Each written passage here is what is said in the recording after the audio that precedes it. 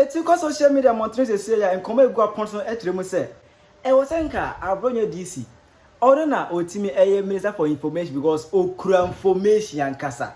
Abronye okura information concerning cocaine scandal na ekoso Ghana hanom. Abronye DC e the exposé bi abebom so far as a reverend team Fordjour aye concern on the arrest aye concern. Abronye the more exposé aba a high Penyah block media. Meso say dey mo. Over that keep video no other room. I will subscribe button and subscribe click notification and connect latest update. Na ba chere wa adwen dey ama me e wo comment. Meso say dey mo ba so a. No share video mo mi aso enya bia hwe. It concerning cocaine and so I said, my didn't can be a video, but in case ever you miss that, let me brush it off. Exactly 4th March, and a pop up in the news, I said, cocaine be a bastard, a crowd to Cape Coast Highway, so I cocaine if you Western region and a best in alcohol. I is almost a year check now cocaine, it worth $350 million. There's a much no.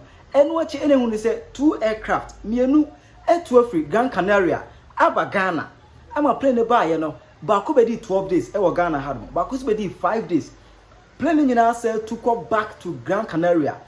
The same day, plane in to free Ghana 25th March 2025 here. Ni me nu to free Koto International Airport. Echo back to Gran Canaria. Emuna Reverend Team Fordjour ayalaje say any cocaine na ye che ye no. These 2 plane and the buy we go plane for sure. Ye nim the entire plane no eba Ghana ha. Ye nim the entire reason your plane no Emi no bedru Ghana sa so ni nyina e free baby baako e baaye I self to free Ghana e call baby baako the same day plane too e be ye dey man for say check o mi kire mu say that Gran Canaria island hono no there's been a honor cocaine trafficking any drugs at the other so e cause when say Reverend Team Fordjour like say that plane e be the other plane suspect because it has connection with that cocaine scandal. Emuna Flex Kwachi for so aye presidential staff for communication at the statement about Bontini be chile mo plane e ba Ghana no be chile say one first one e ba ye no cover plane there and no be 12 days and no e ba ye no e just jerry cans any oil tanks any idea di any wo be catch say e cocaine wo mu a o tu futuro gu ani e ma won kan bi antu futuro gu ani e be chile mo say that AirMed no second plane be di 5 days e o Ghana hanom no e no e AirMed America air ambulance. And no, the entire land de Ghana and they say one in your fort, it will be the tie a best a pie. It now say, oh, my emergency landing, Ghana, and my emergency landing crown. Now, sort of fuel, it will move every fuel plane, no, and Momusa cry, engineers, every Gran Canaria, a buy, and Momude tie, a buy was plane on the front tie, no, the front gear, and the best it will be it no man emergency land. That's it. And to the more flesh for the quality, Eddie Mama concerning plain me no crown and Tasmo. 8 a month for say, any assembly Casa crown, first quality for the man near West. 18 years. Instead of arresting the Felicin team, Fordjour no suspected plane no. Why don't we carry investigations?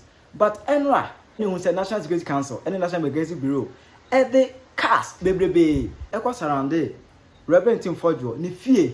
MMP before senior tip off almost a call my say or will prevent the arrest of Reverend Team Fordjour. Now, Anna Abronye DC, as today exposé be Abeshimo never be added and can this for air planning just to tarnish the image of Reverend Team Fordjour, just to cover this whole, cocaine and AirMed scandal. So it's inferior tactics. Okay. CIT. Be a yaba semno. Okay. Near the kind. Communist inferior tactics baako NDC e bra omoye press conference ye suspect ye case obi akoton cocaine na mom suspect ntina ye do court a ukoko gina daka mu a ye fra suspect no because ye nyan en confirm ye nyan adduce evidence to come to the conclusion say we are criminal anameboa nti ye say we are suspect nti Fordjour say or suspected. But young communist inferior tactics one NDC deploy. Near the kind say, woman command buyer be $20,000. Say a buyer no fa in team Fordjour to form na omuna nimasi. And them in tea. Sa buyer ni ya juma NDC IT department. And them in tea. And a buyer na bani ne X Twitter so. Abe post to ako Facebook wako post to say. Reverend Team Fordjour na tona monada. oje to sabaya ya me kan really? Oh yes And ya me who and Yes. who and sabaya ya me kan no so kwa NDC headquarters sia na owo head IT department ho no ye adwuma wagye sika asia no ho no aba say ntim fodo ato no monada na asem na mo kan a free NDC headquarters wo no say ya mpase abaya na mo no na te headquarters ntim fodo ato no monada. A crime has no expiring date. Anti mon kwa chene mama get nko onye board enko police station na nko report to say Reverend Intim Fordjour emre bi atwam no oto me mo na wa sorry dem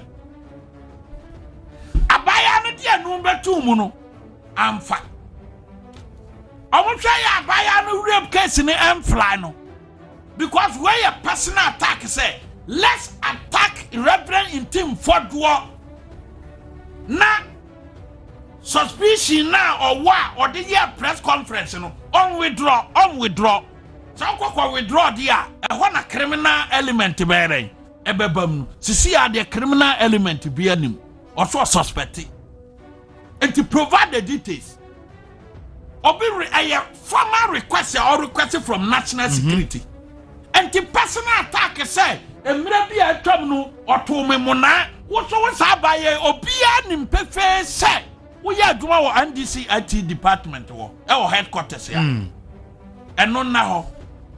Another communist inferior tactics or more doctor yani say.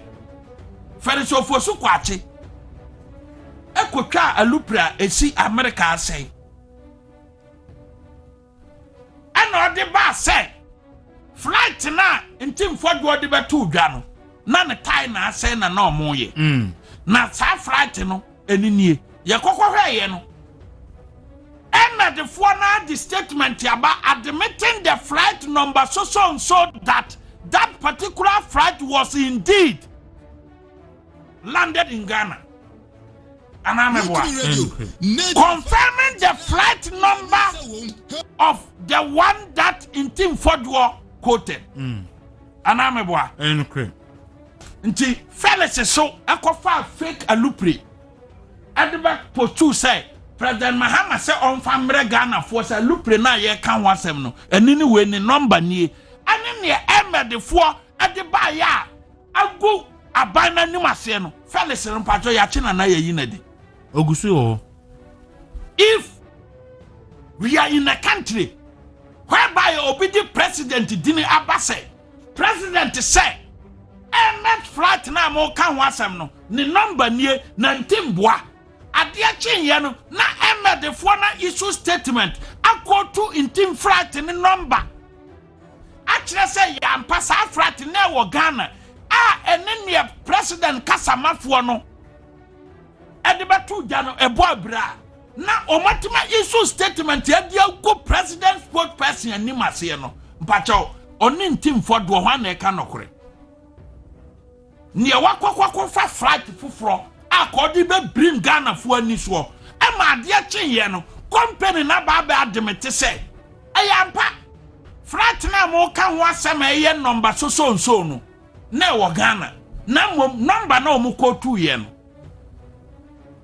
ene ne Felix de no ade ba tu dwa no number na ye div na mom ene Intim Fordjour flight number no aye adekro in this case Intim Fordjour etrofo Debbie or trofo Debbie some flight no company natima issue statement say flight number na uko 2 ye no e nokre na wo Ghana president kasamafo akofa flight foforo number baba to dwa say eninie afede kohwehwe mu a Felix boa manya NDC obanya nsafo ba akopɛ a watima baba kasa se Felix ofosu kwa yinadi sankrofo no NDC kuo na nkasa binu wo nyansa de nokre de ba ako yanka na mboa anamboa mihu led ni video se Felix atwantro asise yinadi oman bia na maka no wo wontumi TV kumase say oman bia ye serious bia no ba na nka Felix wasu kwate kura kai